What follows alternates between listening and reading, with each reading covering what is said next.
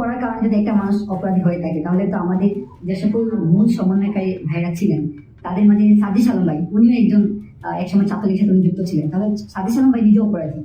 এবং শুধু একজন, আমি অসংখ্য মানুষকে এরকম দেখাতে পারবো। এবং বর্তমানে ছেলেটাকে এই মুহূর্তে আর অচেনার কোনো কারণ নেই। মাহাদি আলম যুক্তিবাদী, আমি যুক্তিবাদী দিলাম এই কারণে যে যুক্তিটা এই মাহাদি দেখিয়েছে, এই যুক্তি কিন্তু খণ্ডন করার কোনো সুযোগ নেই। তাহলে কি সার্জিস আলমও গ্রেপ্তার হবে? মানে সার্জিস আলম কি অপরাধী? দেখেন, এই জুলাই অভ্যুত্থানের আগে পরে অনেকেই ছাত্রলীগের থেকে আপনার এই আন্দোলনের সাথে সম্পৃক্ত হয়েছিলেন। এখন ডক্টর ইউনূস সরকারের যে অভিযান চলছে, ডেভিল হান্ট ফেজ 2 শেষ হয়ে গেছে, মানে অবশিষ্ট যারা আছে, তো এদের মধ্যে আমি বরাবরই বলছি যারা অপরাধী তাদের গ্রেপ্তার করা হোক, কিন্তু যারা নিরপরাধী কমিটিতে ছিল এই কারণে আপনি ধরে নিয়ে যাবেন, তাহলে তো এই ট্রেন্ড আগামী দিনে আবার মানে যেটা আমরা বদলাইতে চাচ্ছিলাম বা দেশ বদলাইতে চাচ্ছিল সেটা হচ্ছে না। এখন এই ছেলেকে গ্রেপ্তার করে অনেকটা বিপদে পড়ছে এই ডক্টর ইউনূস সরকারের এই প্রশাসন। তবে এটা একটা হাড্ডাহাড্ডি লড়াইয়ের দিকে যাচ্ছে। বৈষম্য বিরোধী ছাত্র আন্দোলন যে প্ল্যাটফর্মটা এখন এক ধরনের ঘুমাই ছিল, এই মাহাদিকে আটকের পর আমরা দেখলাম তারা আবারও সচেতনভাবে সজাগ হয়েছে। যেই ঘটনাটা বানিয়াচং থানা জ্বালাই দেওয়া, এসআই সন্তোষ শর্মাকে শেষ করে দেওয়া, ঘটনাগুলো তো ঘটছিল। তো ওই বক্তব্যটা ভাইরাল হওয়ার পর একটা বক্তব্য এসে দিয়েছিল এই ছেলেটা যে ওইটা স্লিপ অফ টাং ছিল, অর্থাৎ জোশের চোটে, ঠেলার চোটে বইলা ফেলছে যে আপনি আবার চিনেন আমি বানিয়াচং থানা জ্বালাই দিছি, এসআই সন্তোষ শর্মাকে পড়াই দিছি, মানে নিজের জাহির করতে গিয়া চাপা মারছিল। এটা হচ্ছে তার দাবি যে ওই সময় বিভিন্ন কারণে তার মাথা গরম ছিল, এক পর্যায়ে সে ভুলবশত এই শব্দটা বলে দিয়েছে, আর এটার জন্য সে ক্ষমা প্রার্থী ছিল। তাকে যেন কোনোভাবেই হেনস্থা করা না হয়, কিন্তু দিন শেষে ডিবির অভিযানে সে আটক হয়েছে। এখন আটক হওয়ার পরপরই থানার সামনে গুটি কয়েক পোলাপাইন, সেখানে আমি দেখছি যে তারা আন্দোলন করছে, কিন্তু এরপরে আস্তে আস্তে যত রাত গড়িয়েছে ফেসবুকের মাধ্যমে এই বৈষম্য বিরোধী ছাত্র আন্দোলন হার্ডলাইনে কিন্তু সরকারকে একটা চ্যালেঞ্জ ছুড়ে দিয়েছে। রাত 9টার আগে পরে আমি দেখলাম যে বৈষম্য বিরোধী ছাত্র আন্দোলনের যে ফেসবুক প্ল্যাটফর্ম আছে সেখান থেকে তারা একটা পোস্ট দিয়েছেন।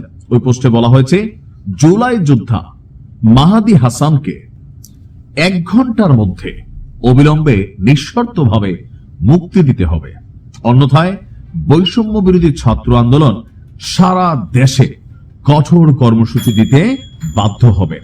তো এখন আমি যখন নিউজটা করছি 1 ঘন্টা পার হয়ে গেছে, আর 1 ঘন্টার মধ্যে তাকে মুক্ত করা হয়নি বা মুক্তি দেওয়া হয়নি। তবে বিভিন্ন মাধ্যমে আমরা যতটুকু জানছি যে তাকে আসলে সেই থানা জ্বালাই দেওয়া অথবা এসআই সন্তোষ শর্মার যে মৃত্যুর দায় স্বীকারোক্তি সে দিয়ে বসছিল, ওই ইস্যুতে তাকে আসলে আসামি করা হয় নাই। আসামি করা হয়েছে কেন?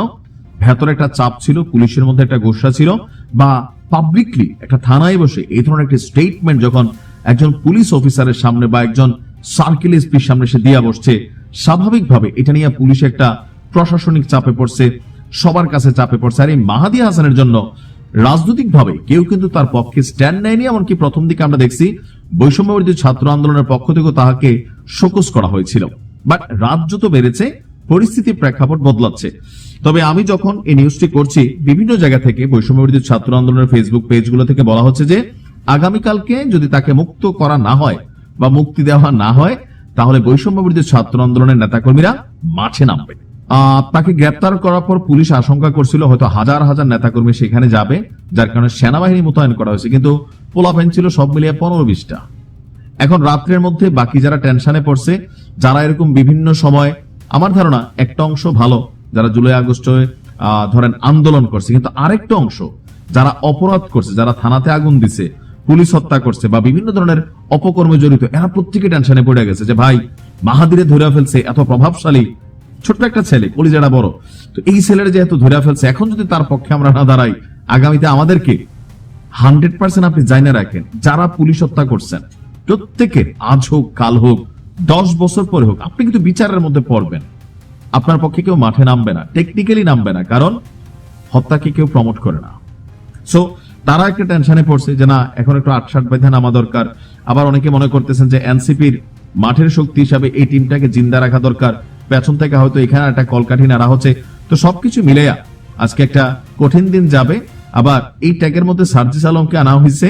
তো সবকিছু মিলে আমি জানি না আজকে কি হতে যাচ্ছে, তবে যে কোনো সময় যে কোনো একটা উত্তেজনাকর পরিস্থিতি গড়াতে পারে।